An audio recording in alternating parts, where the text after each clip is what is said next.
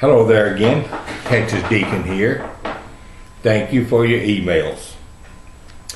This lesson is going to be a continuation of the last lesson, which is entitled Basic Study Materials for the New Christian Part 2. During the first lesson, all I recommended that a new Christian need, or to start with I should say, is a King James Bible, a concordance of the King James Bible, and then another translation that they chose, they liked, or someone gave them, whatever. Now, in this lesson, we're going to look at other study materials. Now, when I'm talking about study materials, I'm talking about non-denominational material. I offend a lot of people when I call that church material that churches put out as church propaganda, but to me, that's what it is.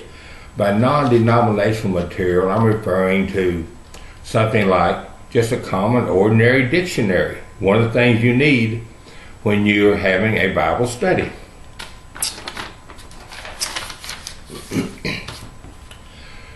New people, reason that I try to stay away from church propaganda is new people need to learn about Christ, need to learn about the period in which Christ lived, need to learn his teaching, need to learn his disciples, what they taught, and not what the minister or the particular denomination, I hate the word denomination, that's for the devil, I believe, what they teach, and learn just what Christianity is all about.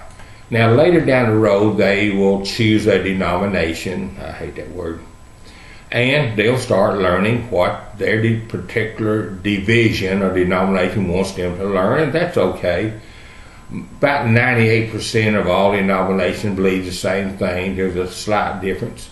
So what I'm going to concentrate on now is study material that is generic, that no matter what your persuasion, that this would be good material. As I said, a common dictionary.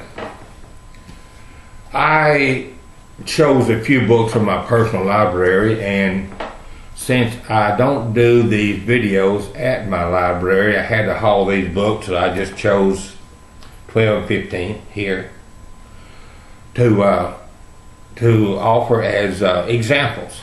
This one, for example, all the kings and queens of the Bible. You just look them up in alphabetical order and learn something about the kings and queens of the Bible. When you're having Bible study, especially with a group, which I highly recommend, usually around the kitchen table, 6 or 8 people, pass out these books, and the study will start. This one here is all the women of the Bible. This is a good one for men to have, all the women of the Bible, because that really gets the women's attention. And we need the women in there too, because they are some of God's greatest prayer warriors, much more than the men. This one just Bible history. A little history of the Bible, where it came from, how we got it. Good reading. This one is entitled Who's Who in the Bible.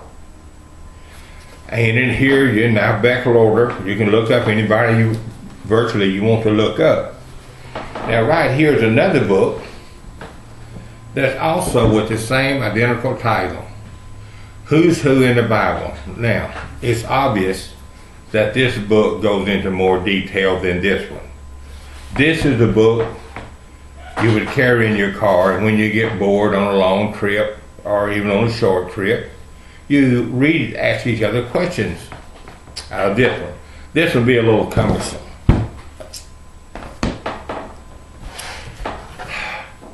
Bible Encyclopedia, good source of a lot of information.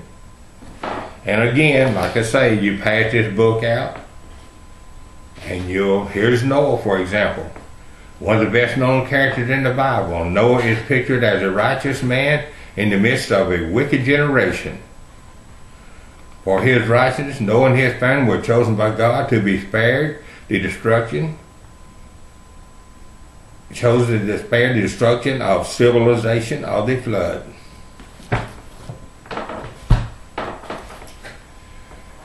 great people of the Bible and how they lived. Again, these books are out there by the hundreds. Just start looking for them. Buy them. If you can get a good price on a book that's on sale, a high price, a used bookstore, whatever, buy more than one copy and pass them on to other people. This one is entitled, Everyone in the Bible. Now some of these sound like they may be covering the same territory, and yes, they will cover a lot of the same territory. However, they will look at it from different perspectives, and when you read the same stuff out of more than one book, it gives you a more developed picture of who these people were. These people were real people. They ate, they drank, they slept. When they didn't eat, they got hungry. When they didn't drink, they got thirsty. When they worked hard, they got tired. Just like you and I do. These were just normal people. Normal people that God had chosen for His purposes to do His work. This one's called Baker's Bible Atlas. Maps and information. New Testament Palestine.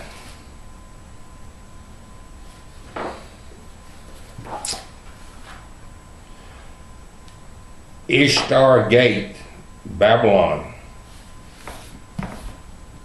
With this, it gives you a picture of the country and maps, and that's very important because what the preacher will give you will not, when he preaches a sermon, the information in these you will rarely get. This is something you have to get yourself. And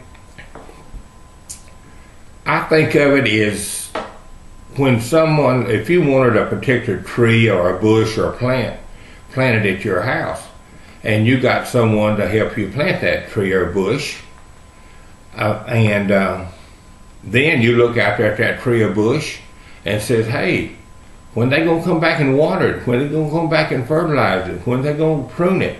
Hey, there comes a time when you gotta start pruning the bush.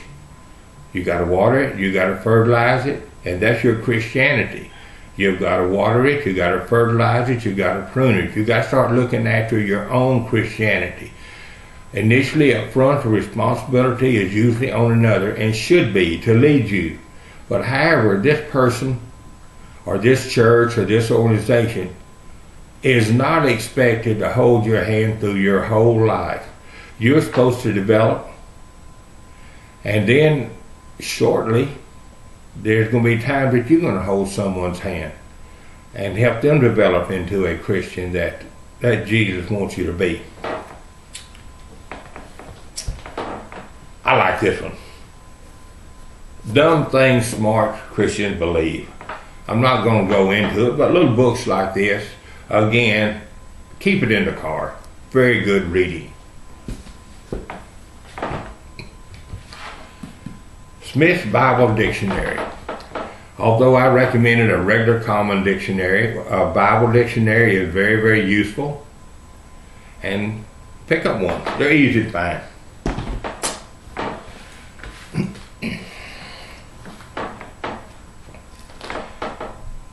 This is a comparative Bible.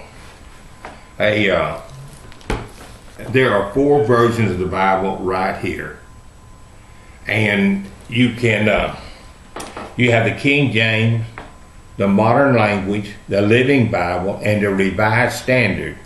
You can read here King James, Modern Language, the Living Bible, and then you go to the Revised Standard. You can compare them. And these are sometimes a little hard to find, but look for one, get one. Get every one of these you can get. Now, I'm a little down on a lot of these TV ministers.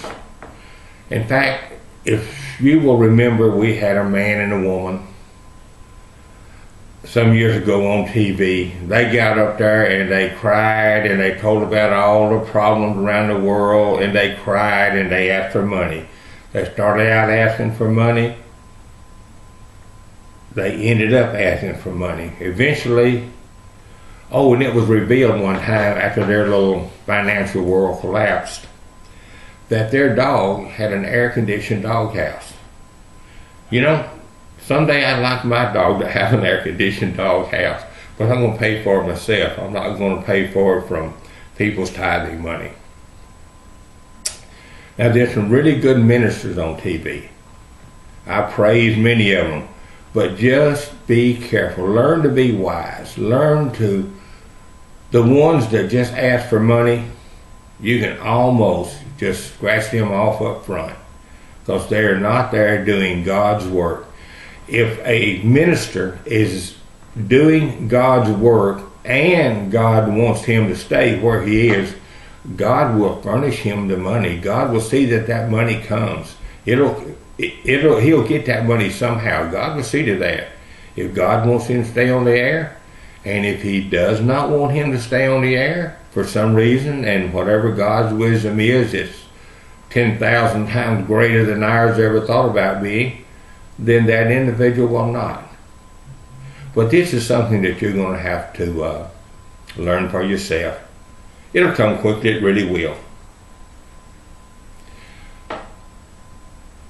May God bless America.